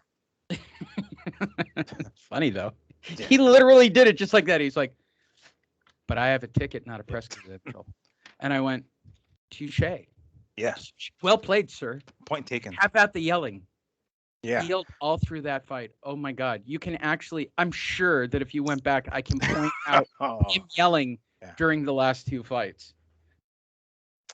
So did you guys see the Gervonta Davis and Raleigh Romero's face-off today? No, didn't even make the news. I saw the Herring and Shakur one, but I didn't see. I think I saw bits and pieces of it, but I didn't quite see the whole thing. Lee, if you go to Facebook, Fight Net Radio, and scroll down, it should be one of the first ones. I think Lee has a new Adrian Broner. Right. Yes, I did sir. see this. Look, there you go, Lee. Hold on. Title shot. Where does he get the money for that coat, you guys? What did he kill for that coat? Hold on, what died to make that coat? WBA champ or some shit. First of all, what died to make that coat? And he's shirtless underneath? And he's shirtless. Yes. Rolly is a local dude here from Vegas, and I try to root him on, but god damn it. He's making it hard for me when he wears shit like that. Is he Puerto Rican? I think so. Puerto Rican. He descent. looks Puerto Rican. Is that shitty of me that I just said he looks Puerto Rican? Sensitivity expert Miguel Antonio Vargas. You're right on the money. He's one of those islands, Cubans. Doesn't he? Dominican something. And if you're wondering what I think, as always, of Gervonta Davis, guilty. Put him in jail. That's what I think when I see him. Guilty. Guilty, Your Honor. I don't know what he did. He's guilty. I'm sure he stole whatever you said he stole. I don't know. He just looks. Oh my God. Is that wrong? This is the dumbest shit ever. Like this Rolando Raleigh Romero isn't lasting but a round in this fight, for God's sakes. No, but remember, Devin Haney's father said his dick is longer than Gervonta Davis's arms. Yeah, T-Rex arms. I did. One of the possible titles. Bet the house that Romero knocks him out, Lee. No, that's a lot of confidence, man. That's too much confidence. That's too much. Because I mean, don't get me wrong. If it happens, I'll be the first one to be like, "Holy shit!" But it's not happening. Yeah. I'm getting drunk on a plane. Wow. Strong. See, show's ending strong, people. The Canelo Plant undercard has been announced for 2 weeks from today. Two-time super middleweight champion Anthony the Dog Durrell. You remember him? No, you don't? We do. I remember his nickname being. We'll square off against Marcos Hernandez. Madman. They call him the Madman. Never heard of him? Oh, it's one of the worst. This is bad. This is bad. They're not even trying, right? Ray Vargas against Leonardo Baez, and kicking off the pay-per-view. They say it like it's a big thing. And kicking off the pay-per-view, Elvis Rodriguez, who's 11-1-1 with 10 KOs, is taking on Juan Pablo Romero, who's 14-0 with 9 KOs. If you're thinking that's not a lot of knockouts and this will probably go the distance, You'd be correct. But Ray Vargas taking on exciting action from Leonardo Baez. Both of these fighters suck dick. Moving forward, your co-main event, Anthony the Dog Durrell. You remember he lost in all the big fights, and if he didn't lose in the big fights, he drew in the big fights. That guy. He's taking on nobody you've ever heard of in what promises to be the worst PBC undercard in history. Hold on, Elvis Rodriguez, like the dude who just got like upset recently, like his first loss on the fucking. And that's what I think it is. He's opening up the pay-per-view card. Really? Did Hearn put this together, or did PBC? No, this looks like PBC. This looks like PBC, right? These guys and some of these guys owed Al Heyman a favor. They're fighting for free. Yeah. Man, Anthony Durrell. Holy shit! Haven't seen him in a minute. All right. Right? Yeah. No, you haven't. This is the pay-per-view card. Jesus, people. All right. Wow. Oh, it's all collect. Wow. Ray Vargas, you guys remember that's a blast from the past right there. He was a prospect and never went anywhere for. Oh my lord! What a top rank, fucking miserable top night. rank, was it? I want to get approved so we could go to the fight, but I'm not gonna be sad if we don't on Saturday. I mean, I'm just being honest. Got a 50-50 with the Hey, well, actually, no. Ray Vargas is gonna be the only. Why isn't he the co-main? He's undefeated. Ray Vargas is undefeated. You've got Anthony the Dog Durrell, Andrew. What are you talking about? This is for, and it's for Caleb Plant and Canelo. Yeah. Tune in to pay-per-view. The guy he's facing, 5-27, 16-19, and 3-36. I didn't make that shit up. You guys, Ray Vargas' opponent for that pay-per-view fight, his last three opponents, Jorge Pita, 5 wins, 27 losses. Angel Guevara, 16 wins, 19 losses. And Efrain Gonzalez, 3 wins, 36 fucking losses. That's his opponent. Well then, maybe he's the one that's fighting for free. Nailed it. Very good. Damn, that was a nice one. Thank Didn't see that one coming. Actually, yeah, that's one of those. We're helping you more than you're helping us. Yeah. No doubt on that one. All right, let's move forward. King Rye's back. Hey, King Rye. You remember he got the COVID, then he got the AIDS, because he had mental problems, but he didn't really. We don't know if it was because he had mental problems because of his dick, or because he had mental problems. But he got his shit back together and made a bunch of videos and got a big following again. And then guess what? Suddenly he can't do that fight either because, well, he got, he had to have surgery. Undefeated lightweight contender Ryan Garcia underwent surgery to repair his damage to his right hand that suffered during a sparring session. I'm going to go out on a limb. I'm pretty sure he knew about this and thought, no big deal. And when ticket sales and/or nobody gave two fucking rats' asses, he suddenly decided to have the surgery anyway. Go ahead. You know what, Lee? I'm gonna say that you're giving him the benefit of the doubt. Yeah, Garcia, he had a lesson to learn. He did way too many videos punching football players, MMA players. Oh, look, I can hurt everyone's stomach and put a blindfold on them. I'll just start fucking wailing on them. He did it to some guy, random dude in the gym. Then he has all these videos of him hitting that Cobra bag like 1 million times. He's got so many of those Cobra bag videos out there that I'm not even impressed anymore. It's not impressive. To anyone else doing it, that's very impressive. When you have 1 million videos of the same kid doing it to the same bag, it's not impressive anymore. It's like, all right, we get it. You're the master of that fucking bag. Get over it. This injury was going to happen. No, he fucking plays around way too much in the gym to not get his hand injured. He's lucky that it happened now. Now he can be a little bit more humble. Stop fucking around. Stop making all these TikTok videos. No, just go to the gym and do your work. Don't go there and try and be a sideshow. When you're playing around in the gym, You're gonna get hurt, Lee, and that's what I think happened. I don't think it happened in sparring. I wouldn't be surprised he got hurt on that stupid ass Cobra bag that he loves fucking hitting. This was gonna happen. He's lucky it happened now and not in one of his bigger fights where a lot more money's on the line. Am I the only one who thinks that Oscar's one and only kind of blue chip prospect is literally shitting the bed, and I'm enjoying it? Listen, bro, he's not shitting the bed. He's getting his hand fixed. All right, bro. You mean Munguia isn't a blue chip? Is that what they're saying? Okay, listen. Is that what they're saying? Munguia's not like a blue chip. He's like a green chip, bro. Maybe a red chip. Maybe a brown chip. Brown chip, bro. Right? Like, I like Munguia, but he doesn't make me any fucking money, bro.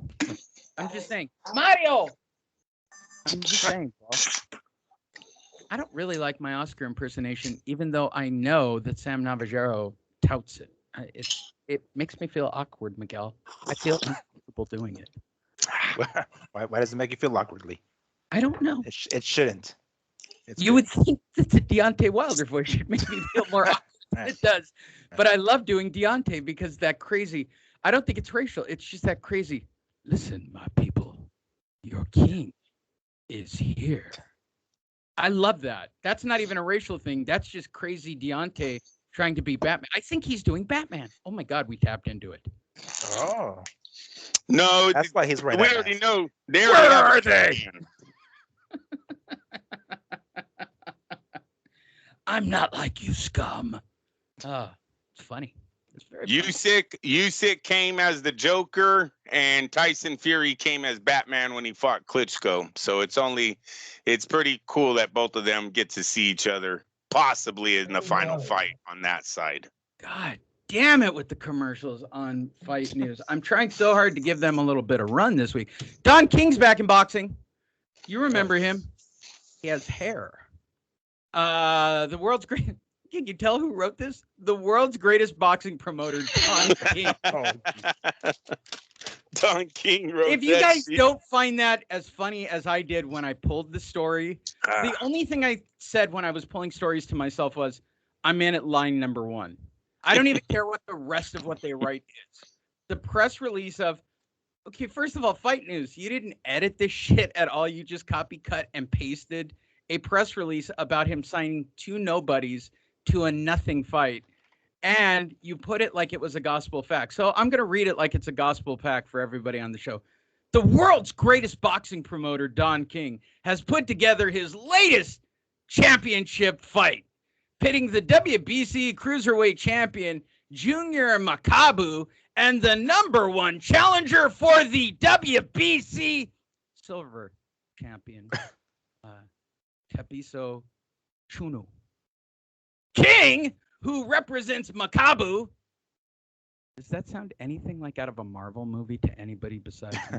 Came to the agreement with Muchuchu and their representatives on the Trial Round Championship fight, which, by the way, I don't even know what championship they're actually fighting for here. Is it the silver, or does somebody else have something else? I'm completely confused with your first paragraph.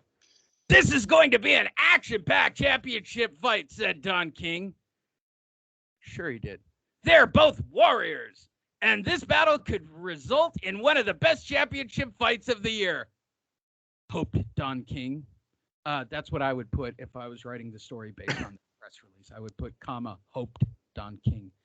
Makabu, 28-2 with 25 KOs, is from the Democratic Republic of the Congo, defending his championship in his hometown of Kinshasa, as he stopped Nigeria's. Wow, the names are just ramping up from here. Alarahu Durududu, with 2 solid left hooks in the 7th round last December. Because I'm sure you guys just didn't have a chance to watch that fight. So let me recap it. Makabu. This is the craziest press release ever. Makabu, who has won his last 9 decisions. What? You guys didn't see any of his last 9 decisions? Color me surprised. Won the vacant title. You don't win a vacant title, okay? You park in a vacant title. You don't. There's no such thing as winning a vacant title. There's no such thing. Hey, I won that vacant parking space. No, asshole, you just drove into the parking lot. That's what you did. That's what you didn't win it. There was no lottery. You didn't jump out and like struggle with another car over the parking spot. You parked in the spot. Sorry. It's a pet peeve when people win vacated titles. It was vacated. Who did you fight? January 30th, 2020. So he won this title a year ago from Michael Sislak. What? You haven't heard of Michael Sislak either? Come on, everybody. Jump in. Tabiso, who's 23-5 with 13 KOs, he hails from South Africa and is named The Rock. No relation to the real Rock.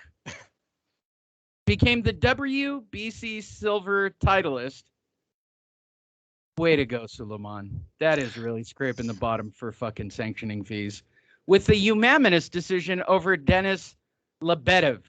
What? You guys haven't heard of Denis Lebedev either? Come on, I'm hipping you up to the world of Don King these days. Jump on it. And he did that December 21st, 2019. All right, quick. Let's do some quick math. Fighter number 2 hasn't fought in 2 years. Fighter number 1 hasn't fought in 1 year.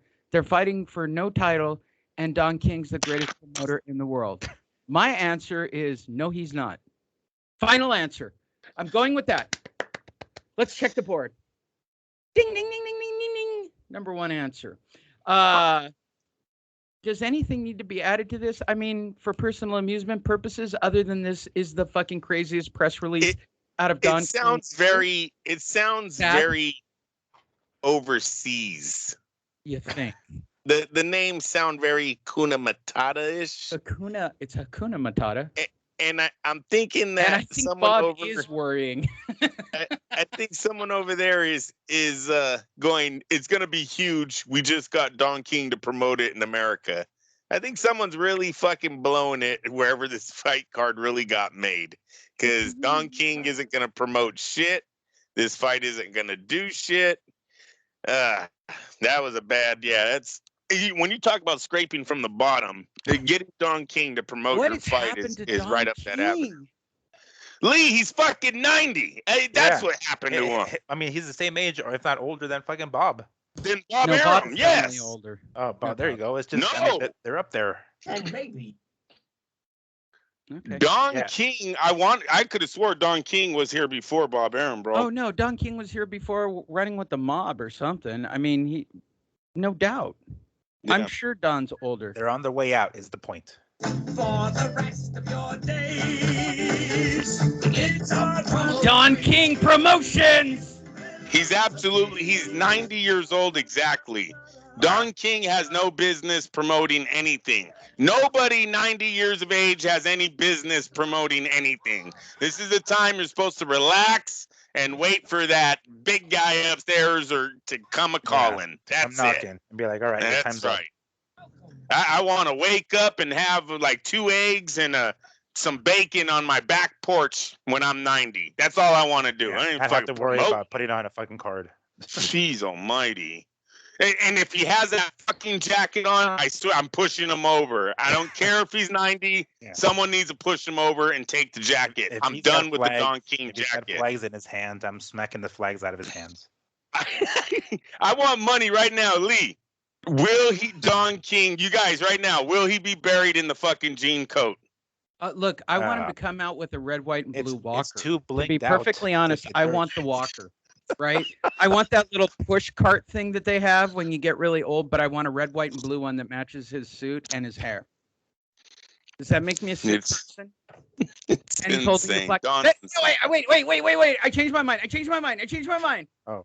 I want him to be wheeled out to the ring in the suit, but kind of hunched over and barely, there, but holding one little tiny American flag and waving it instead. And kind of gonna be like only in America. You want like a Weekend at Bernie's kind of deal. Like I don't. It's not even alive. That's even. They got the coat. Yep. They got. Oh my god, that's so much better. They tie his shoelaces to their shoelaces and make. Oh my god, that's so much better. As he walks out. Oh no. Walking him out. His kids are all and nobody knows he's dead. Everyone's like, hey Don. Everybody's waving. No one knows he's even dead. And then his kids look into the camera. What? You didn't hear what he said? He said only in America. What do you that's what he said. You can hear it clearly. He said it's America. magnanimous. It's He magnanimous. said it. Poor Don. Poor Don. God, it would be great if he was dead He lived a tomorrow. good life. He lived a good life. You know what? That's That one's going to make the running for titles for today. Don King has been dead Oh. for 10 years. Weekend at Don King's. A Oh, week. geez. Well, it's not. Oh, fucking awesome! That We should can't- be the type. That should be the name of their fight. Oh, man. Okay, This is why I got it's it in the running, overseas. Miguel. Got We'll the- vote at the end of Okay. the show. There's quite a list growing for today. Yikes. Okay. Now, hurry! I gotta go, you guys. I gotta go. Canelo vows to KO Plant. Does anybody have Okay. any? It's just an update. We're a couple weeks away, Andrew. It's just going to be a quick go around. I don't think any of us have changed our position on this fight, to be perfectly honest. But my question would be, does anybody believe anything Caleb Plant has said over the last weeks of his training camp? Does he have any shot in hell of not getting steamrolled by Canelo? Or has anything over the past week and a half changed anybody's mind? To start with you, Andrew Labouche. I think we should bring the Canelo motherfucker to the soundboard. And also De La Hoya's Tommy Hearns is the head of Okay. the zone. I'll to make the sure for. soundboard. Hold on. Let me wait. Watch me. Thank you. Okay. As for Caleb's plants of chances of dethroning the pound for pound champion, no, they have not changed, Lee. Pedigree is all Caleb Plant has going into this fight. He was born and raised here in America, the greatest boxing circuit in all of the I planets. thought you were going to say pedigree like he was raised like veal to be sent to the slaughter to Canelo, but I like your way too. That might be after the fight, but no, that's all we got going for I him think right he's a now. So manufactured fighter, but hey, what do he I needs know? to go. I'm not the He smart needs to go watch all those great tapes of all the great fighters that he says he is. He has the IQ of Floyd, the defense of Lara. He needs to go watch all of that shit and bring it all into one person on that night to try to defeat Canelo by his sucker punch ability during the press conference. Not too sure he's going to be able to land when Canelo knows he's going to throw a blow. Miguel, anything you want to add for this fight that's now a couple of weeks away? Have you changed your position? Do you feel differently about the fight? We lost Miguel. I'm going to say no then, that he hung up in disgust that you even asked that question. I'm sure he's struggling right now with whatever technology he actually has. And this is always my favorite part of the show when Andrew says, I got to go. And then Miguel is already having technical issues where I think he's going to burst back any second while I'm stalling like a motherfucker to make it happen. And it's just not, like I feel Bob has to come back. What did you say, Bob? Put me on. There's somebody I can yell at. I'm sure, Bob. I'm sure there is. It's not hard. Miguel? Going live. Yes. Miguel. Yes. Sorry. There you It are. was cutting in and out. Hey. There he is. Did you? I heard do Andrew you have cutting any in and out, and I was feelings like, oh. on possibly Caleb Plant having a Ice Cube's chance in hell in this fight? Like, I don't know, Canelo slipping on his way to the ring and breaking his neck. I think the only chance Caleb has is to run, basically. Like, the exact same way that that he does before. He backpedals a lot. He throws his jabs, right? He's light on his feet. He never stays still. He doesn't really want to engage the same way Billy Joe Saunders did, basically. So that's his only chance to go 12 full rounds. Other than that, as far as him winning, no, I definitely don't see him winning the fight or even anything that comes out of his mouth talking about his legacy and all this shit. I don't believe that one bit. He's in for an ass whooping in a couple of weeks. So you don't believe that he has the IQ of Floyd Mayweather, the defense of Ezerlandi Lara, the punch output of Speed of an eagle, Yeah. the power strength of a bear. I could My just- God, he once tore a phone book in half. I see him just saying that at like every house party he's ever at. Just his IBF title would still be on his shoulder. He's like, yeah, they'd say I have like the defense of Floyd and the boxing ability of Lara and shit. That's who I am. Like, but it is funny that you said he must run and those are the fighters that he named himself after. So maybe he will channel some of those guys in on his big fight night. He's dumbass white self-preservation. That's what he's in there for. He's going to be in there to collect the check and make sure he doesn't walk out of there with one less eye, basically. Right. Because that seems to happen in fights with Canelo now. You lose Canelo's eye. I broke his face. Yeah, I felt it. Yeah. I broke it. I felt it on my fist. Yeah. You're cherry picking your fighters, Canelo. I don't want to say anything. You picked the lightest, easiest division to get all your titles in, but apparently your fans eat it up. But whatever. A couple of injury updates. You remember Dillian Whyte, the most fucked man in boxing? Oh. He was going to fight Otto Wallen in a couple of weeks, and he's hurt.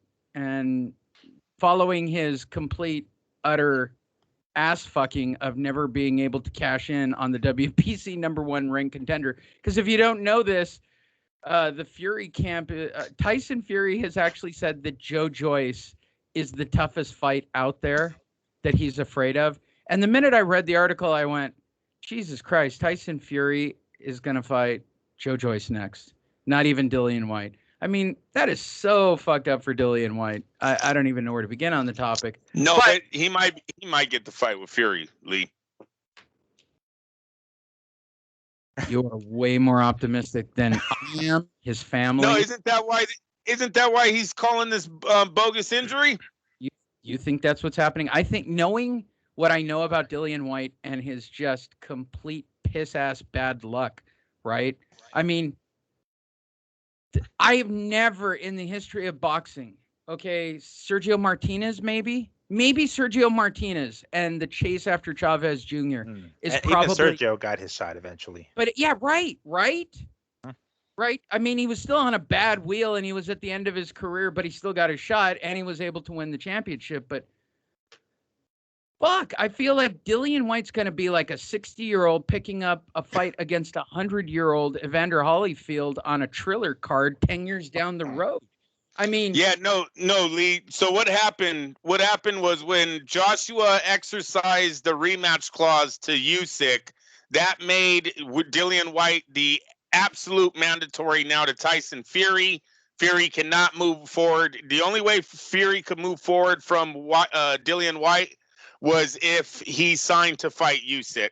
Yeah, so well, he thinks Joe Joyce is his next fight because that's fine. Fight. But he'll be stripped if he doesn't, because Suleiman already said now that Usyk and Joshua are fighting.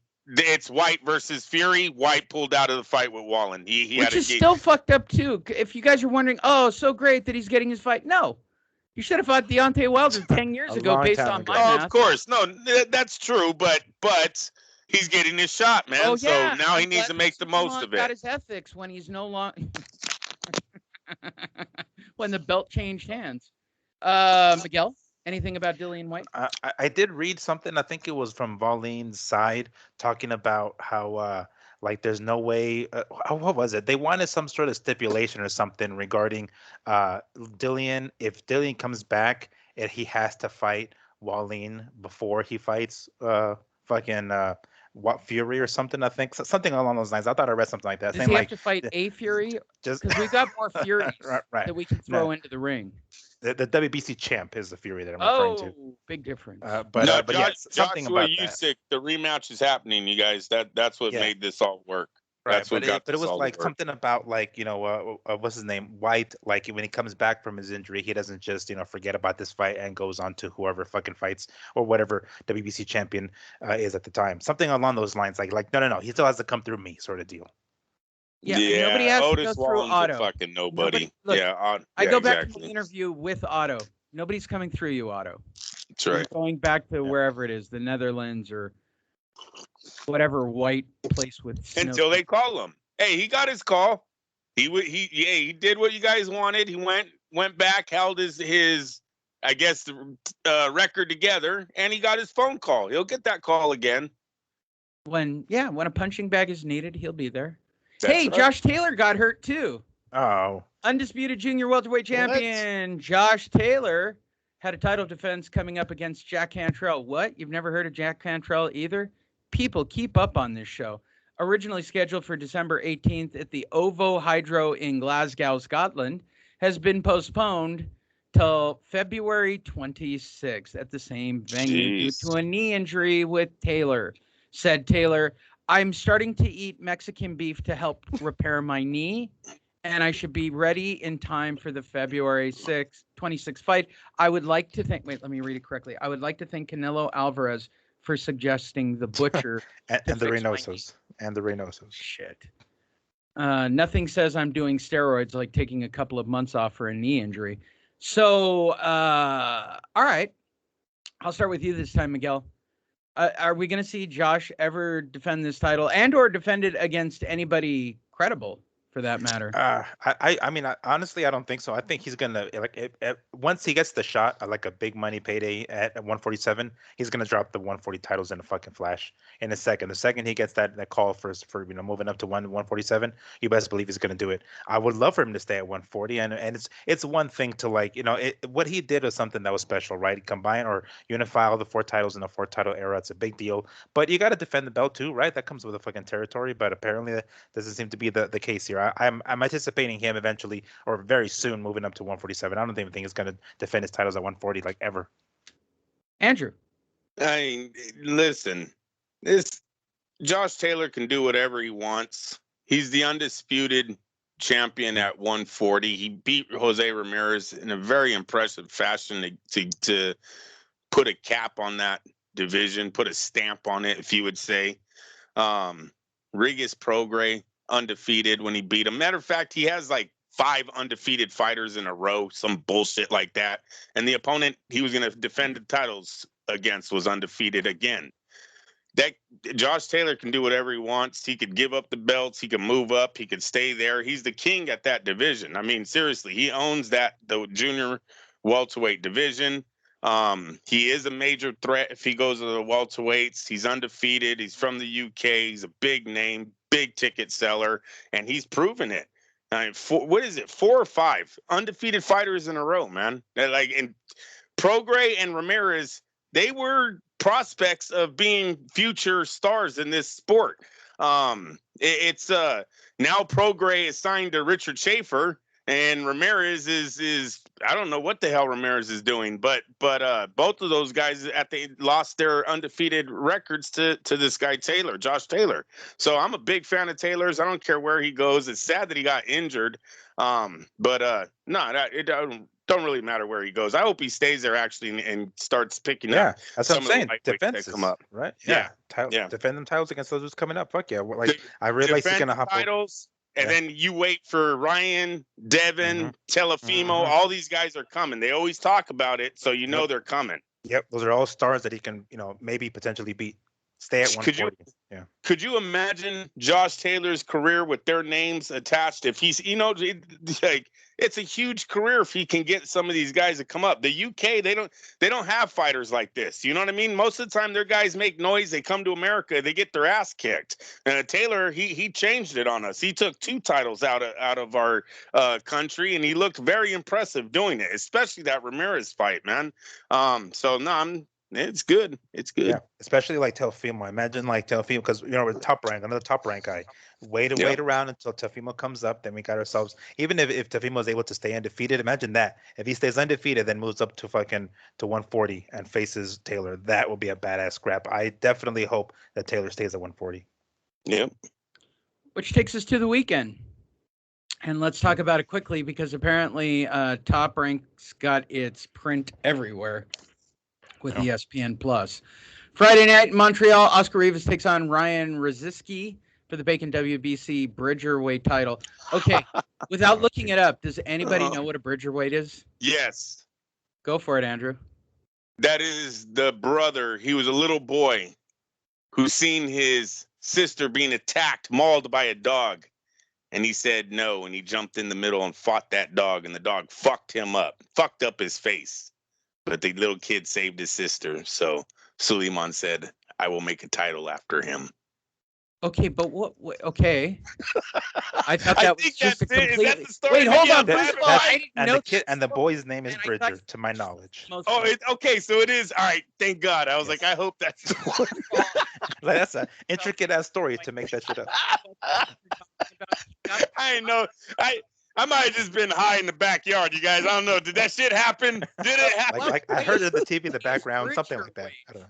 Does anybody know what the actual weight class for Bridger weight is? I assume between cruiser and heavy. I have no fucking clue though.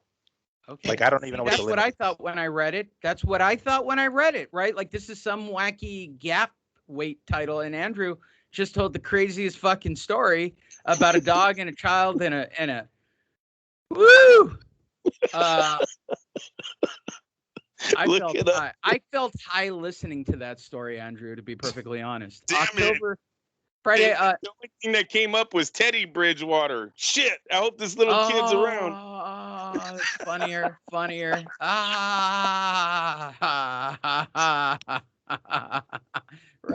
Okay, I like that. And people are going, who's Teddy Bridgewater? You obviously don't follow football, but it was a funny joke.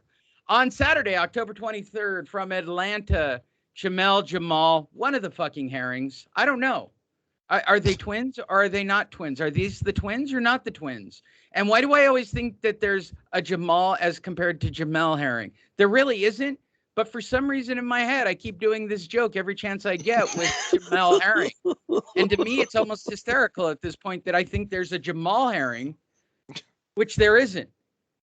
I just thought I'd say it out loud. But Herring is fighting Stevenson in what I probably assume will be a snoozer of a fight. I mean, I got to be honest. I mean, Bob's all over. Don't sleep on Shakur Stevenson.